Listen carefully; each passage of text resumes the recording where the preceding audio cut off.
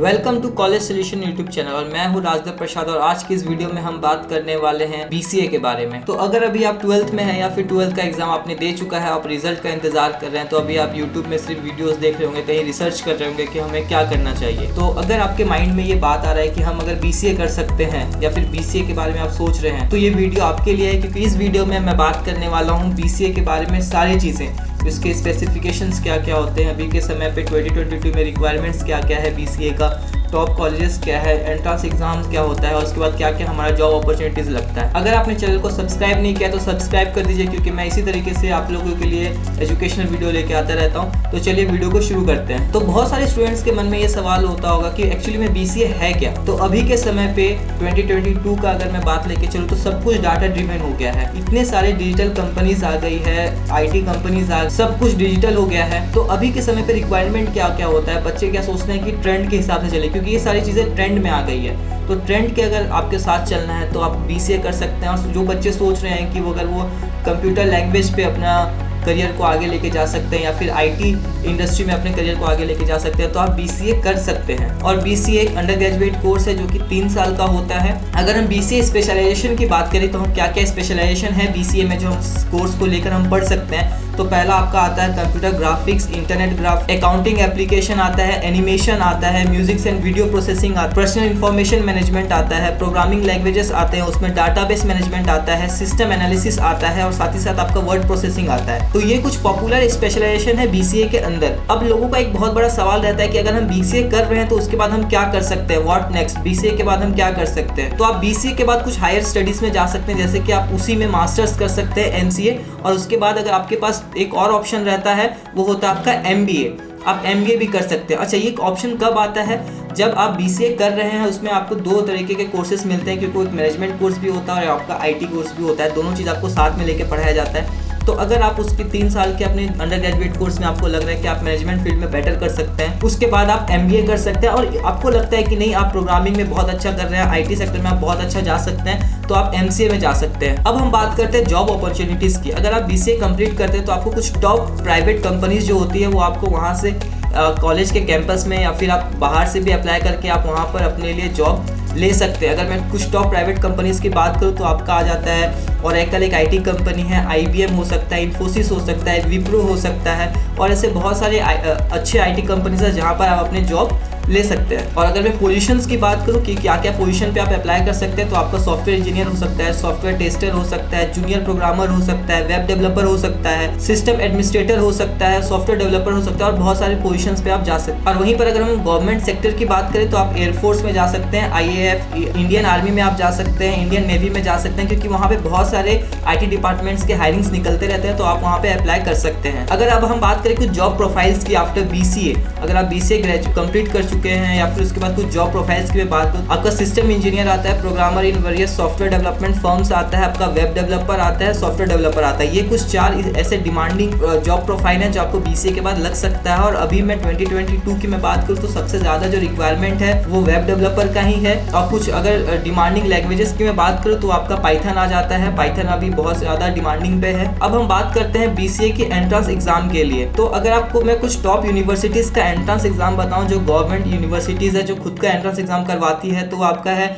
Indira Gandhi national open university, Symbiosis university, Guru Gobind Singh Indraprastha university, Banaras Hindu university, Punjab university और Christ university Bangalore. अगर मैं वहीं पे बात करूँ कुछ टॉप बीसीए एंट्रेंस एग्जाम्स की, तो आपका होता है सेट, जिसको हम GGSIPU से बोलते हैं, जो कि बीसीए के लिए होता है। उसके बाद होता है AIMA UGET, फिर आप काइट का भी एग्जाम दे सकते हैं फॉर बीसीए, और उसके बाद फिर आप लुकसेट का एग्जाम दे सकते हैं, वो भी बीसीए के लिए होता है। वहीं पर अगर मैं बीसीए कोर्सेज की बात करूँ कि क्या क्या कोर्सेज हमारा कवर करवाया जाता है, तो वहीं पर जैसे आपको डाटाबेस पढ़ाया जाएगा, नेटवर्किंग पढ़ाया जाएगा, डाटा स्ट्रक्चर पढ़ाया जाता है, कोर प्रोग्रामिंग लैंग्वेजेस पढ़ाए जाते हैं जैसे कि C++, जावा, पाइथन, सॉफ्टवेयर इंजीनियरिंग का कोर्सेज रहते हैं, ऑब्जेक्ट ओरिएंटेड प्रोग्रामिंग के कोर्सेज रहते हैं आपके वहाँ पे, वेब डेवलपिंग के कोर्सेज रहते हैं, वेब स्क्रिप्टिंग के कोर्सेज रहते हैं, और साथ ही साथ आपको मैनेजमेंट के भी कोर्सेज पढ़ाए जाते हैं, जैसे कि प्रिंसिपल ऑफ मैनेजमेंट हो गया, कम्युनिकेशन स्किल्स के ऊपर कोर्सेज रहता है, वो सारी चीज़ें आपको साथ में यहाँ पे पढ़ाया जाता है। अगर मैं टॉप बीसीए कॉलेजेस की बात करूँ इंडिया के अंदर, तो सबसे पहला आपका आता है क्राइस्ट यूनिवर्सिटी, सेकंड आता है आपका department of computer application SRM Chennai, third आता है आपका institute of management study Noida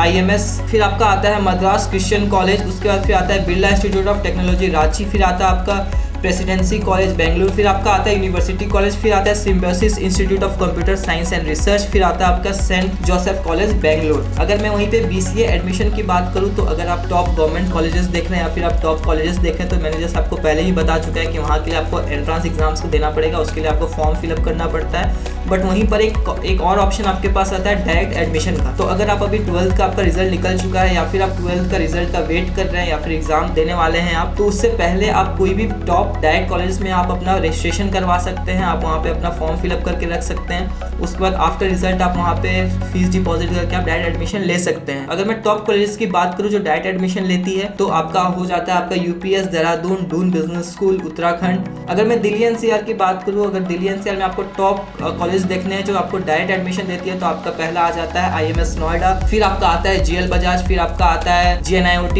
फिर आपका आता है मंगलमय, और सबसे अच्छा कॉलेज जो दिल्ली NCR में है जो डायरेक्ट एडमिशन आपको मिलता है वो आपका है बेनेट यूनिवर्सिटी। और अगर आपको बेनेट यूनिवर्सिटी का फुल डिटेल वीडियो देखना है तो ऊपर आई बटन में आपको लिंक दिख रहा होगा, आप वहां से क्लिक करके बेनेट यूनिवर्सिटी का वीडियो पूरा देख सकते हैं। मैं एलिजिबिलिटी की बात करूँ, क्राइटेरिया की बात करूँ कि क्या क्या क्राइटेरिया होता है, तो पहला बात आपका 10th 12th क्लियर होना चाहिए जिसमें आपका एक इंग्लिश कंपलसरी सब्जेक्ट होना चाहिए, और साथ ही साथ आपको कुछ ऐसे कॉलेजेस हैं जो कि मैथ्स को कंपलसरी सब्जेक्ट लेकर चलते हैं, बट कुछ ऐसे भी कॉलेज होते हैं जो कि नॉन मैथ्स वाले को भी एडमिशन दे देते हैं जो कि डायरेक्ट एडमिशन लेते हैं। अब मैं बात करता हूँ BCA फीस की। तो अगर BCA का मैं फीस का बात करूँ तो वो अप्रॉक्स आपका पर ईयर का अगर मैं बात करूँ तो 70,000 to 2 लाख तक का आपका पर ईयर का हो जाता है। और अगर मैं टोटल फीस की बात करूँ तो आप 2 लाख to 8 लाख रुपीज में आप BCA करके आप निकल सकते हैं। अगर साथ ही साथ मैं अगर आपको पर्सनली गाइड करूँ कि आपको कैसे कॉलेजेस कैसा फीस स्ट्रक्चर देखना चाहिए अपने लिए, तो जैसे कि आप सोच रहे हैं कि आप BCA करने के बाद आप MCA भी करेंगे, MBA भी करेंगे, तो आप BCA एक नॉर्मल कॉलेज से भी कर सकते जिसका फीस एवरेज हो। आई मीन टू से कि आप 70,000 पर ईयर आप BCA पे इन्वेस्ट कर सकते हैं, मतलब कि आप ऑलमोस्ट 2.5 लाख में अपना BCA कंप्लीट कर सकते हैं। क्योंकि अगर उसके बाद आपको MCA करना है तो आप वहाँ पे अच्छे कॉलेज देख सकते हैं, जैसे कि आपका UPS देहरादून आपका हो जाता है, उसके बाद फिर आपका बेनेट यूनिवर्सिटी हो जाता है, कुछ ऐसे कॉलेज में आप MCA भी आगे कर सकते हैं। तो ये था full information about BCA course, job opportunities, fees structure, हमारे पास टॉप गवर्नमेंट कॉलेज और प्राइवेट कॉलेजेस हमारे पास क्या क्या है।